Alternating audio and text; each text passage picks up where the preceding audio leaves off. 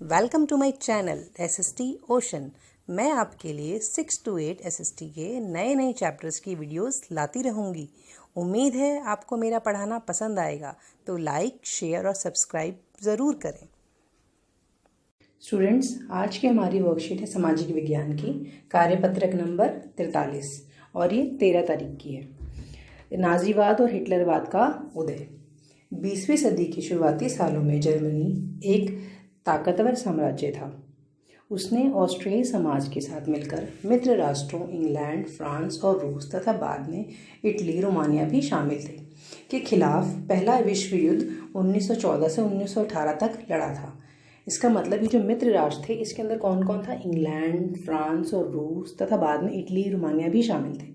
सन 1917 में अमेरिका भी मित्र राष्ट्रों में शामिल हो युद्ध में कूद पड़ा। मतलब 1917 में अमेरिका भी मित्र राष्ट्रों के साथ मिल गया, जिससे मित्र राष्ट्रों की ताकत बढ़ गई। 1918 में केंद्रीय शक्तियां, इनका युद्ध, मित्र राष्ट्रों का युद्ध किसके साथ था? केंद्रीय शक्तियों के साथ, जो उस समय ज़्यादा ताकतवर थी। इनमें से इनका नाम है जर्मनी, ऑस्ट्रिया, तुर्की। मित्र राष्ट्रों के साथ जब इनका युद्ध हुआ, पहले तो ये बहुत ताकतवर रहे, पर जैसे ही अमेरिका ने मित्र राष्ट्रों का साथ दिया, तब मित्र राष्ट्रों से ये केंद्रीय शक्तियां हार गई। हार के बाद जर्मन सम्राट ने अपना पद त्याग दिया। इसके बाद वाइमर, जर्मनी में जो एक स्थान का नाम है, में संघीय आधार पर एक लोकतांत्रिक संविधान पारित किया गया, जिसके अनुसार जर्मन संसद राइक्सटाग के लिए महिलाओं सहित सभी वयस्क नागरिकों को सार्वभौमिक मताधिकार के द्वारा जनप्रतिनिधि चुनने का अधिकार दिया गया। मतलब यहाँ पर महिलाओं को, सभी को वयस्क मताधिकार दिया गया। मतलब सभी के साथ समानता रखते हुए सभी को बराबरी का अधिकार दिया गया, प्लस महिलाओं को भी इसमें जोड़ा गया। यही वाइमर गणराज्य का जन्म था। यहीं पर इस नए गणराज्य की स्थापना हुई।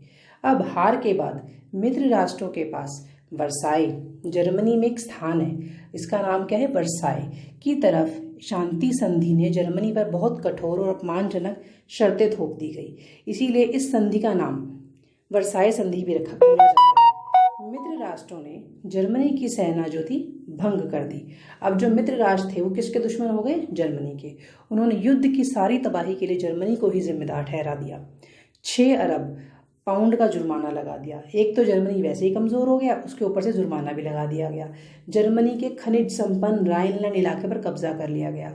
उनकी जो संपदा थी, ये जो खनिज वाले जो इनके पार्ट्स थे, वो सारे भी उनसे छीन लिए गए। जर्मनी को अपने सारे उपनिवेश, तकरीबन 10% आबादी, 13% भूभाग, 75% लौह भंडार और 26% कोयला भंडार फ्रांस, पोलैंड, डेनमार्क और लिथुआनिया के हवाले करने पड़े। मतलब जर्मनी को अपने सारे पार्ट्स, जहाँ से अब तक इसकी इनकम हो सकती थी, जहाँ से अपने आप को दोबारा से डेवलप कर सकता था, ये सारे हिस्से से छीन लिए गए। अब विडंबना यह थी कि पुराने साम्राज्य द्वारा किए गए अपराधों का हर्जाना नवजात वाइमर गणराज्य से वसूल किया जा रहा था। मतलब अब जो ये नया राज्य बना था, इसका असर जितना भी इस पर ये सारी, मतलब इसमें रिस्ट्रिक्शंस लगाई गई, जिनसे एरिया छीन लिए गए, इसका खामियाजा किसको भुगतना पड़ा? वाइमर गणराज्य को। बहुत सारे जर्मनों ने न केवल इस हार के लिए बल्कि वर्साई में हुए सम्मान के लिए भी वाइमर गणराज्य को ही जिम्मेदार ठहराया। इस तरह से बेटा ये आपकी वर्कशीट थी। अब हम आगे से करेंगे क्वेश्चन आंसर्स। हमारा पहला क्वेश्चन है, प्रथम विश्व युद्ध में मित्र राष्ट्र और केंद्रीय शक्तियों में कौन कौन से देश शामिल थे? जैसा कि हमने ऊपर वर्कशीट में पढ़ा था, मित्र राष्ट्र थे इंग्लैंड, फ्रांस, रूस और संयुक्त राज्य अमेरिका। केंद्रीय शक्तियां जर्मनी, ऑस्ट्रिया और तुर्की। अब हमारा है सेकंड क्वेश्चन, वाइमर गणराज्य किस तरह से लोकतांत्रिक था? वाइमर गणराज्य एक लोकतांत्रिक सरकार थी, क्योंकि उसका चुनाव मताधिकार के द्वारा आम जनता ने किया था। कि उसका चुनाव किसने किया गया था? आम जनता द्वारा। आम जनता ने अपनी इच्छा से चुनाव में उनको वोट देकर उनको चुना गया था। अब हमारा थर्ड क्वेश्चन है, वर्साई की संधि की कठोर शर्तें क्या थी? इन्हें अपमानजनक क्यों कहा गया? जो वर्साई की संधि थोपी गई थी, उसमें क्या क्या शर्तें थी, वो अब इस आंसर में पढ़ेंगे। पहला, जर्मनी की सेना भंग कर दी गई। जर्मनी की जो सेना थी वो बिल्कुल मतलब खत्म कर दी गई। दूसरा, जर्मनी को युद्ध के लिए दोषी ठहराया गया। सारे युद्ध का दोष किस पर आ गया? जर्मनी पर। तीसरा, जर्मनी पर 6 अरब पाउंड का जुर्माना लगाया गया।